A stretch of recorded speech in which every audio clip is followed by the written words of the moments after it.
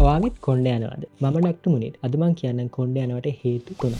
අංක 1. ඔයාට ළඟදී ලොකු සර්ජරියක් කරලා තියෙනවා නම් ඔයා ළඟදී බබෙක් ඩිලිවර් කරා නම් නැත්නම් ඔයාට ඇඟට ලොකු ෂොක් එකක් දෙන විදිහට ඔයාට ගොඩක් ඇඟට අමාරු වෙලා ලෙඩක් හැදලා හිටියා නම් මෙන්න මේ වගේ හේතු හින්දා ඔයාට කොණ්ඩ යන්න පුළුවන්. හැබැයි මේ කාලේ ගෙවුනාට පස්සේ ටික කාලෙකින් ඒ හැවුන කොණ්ඩ ටික ආයෙ ඔයාට එනවා. ඒ හින්දා බය වෙන්න දෙයක් නැහැ. අංක 2. ජාන හින්දා නැත්නම් හෝමෝන් හින්දා කොණ්ඩ යන එක. මේකේ ප්‍රධාන ලක්ෂණ දෙකක් තියෙනවා. පළවෙනි ලක්ෂණය තමයි කොණ්ඩ යන තැන. පිරිමි අයගෙන මේ දෙපැත්තේ සහ ඉස්සර එකත් එක්ක මේ උඩ. ගෑනු අයගෙන ගොඩක් වෙලාවට මේ උඩ තමයි කොණ්ඩ යන්නේ. කොණ්ඩ යන්න කලින් මෙයාලගේ පළවෙනිම දකින ලක්ෂණය තමයි කොණ්ඩේ තුනී වෙන එක. ඊට පස්සේ තමයි කොණ්ඩේ හැලෙන්නේ. මේවට ට්‍රීට්මන්ට්ස් කීපයක් තියෙනවා. පළවෙනි එක තමයි මිනොක්සිඩිල් කියන හෙයා ලෝෂන් එක. පළවෙනි දේ තමයි මේකේ එෆෙක්ට් එක එන්න මාස 3ත් 6ත් අතර කාලයක් යනවා. ඊට අමතරව ඔයා හෙයා ලෝෂන් එක දිගටම පාවිච්චි කරන්න වෙනවා. මොකද ඔයා නැවැත්තුවාට පස්සේ හැලෙන්න තිබ්බ කෙස් ටික කොහොමත්ම හැලිලා යනවා. අංක 2. පිරිමි අයට පාවිච්චි කරන්න පුළුවන් ෆිනස්ට්‍රයිඩ් වගේ බොන පෙති. හෝමෝන් එකක් හින්දා මේක දිගටම ගන්න වෙනවා. ඊට අමතරව නැවැත්තුවාට පස්සේ මාස 6ත් 12ත් අතර කාලයක් ආයේ කෙස් ටික හැලිලා යනවා. අංක 3. අනිත් ට්‍රීට්මන්ට් එක තමයි හෙයා ට්‍රාන්ස්ප්ලාන්ටේෂන්.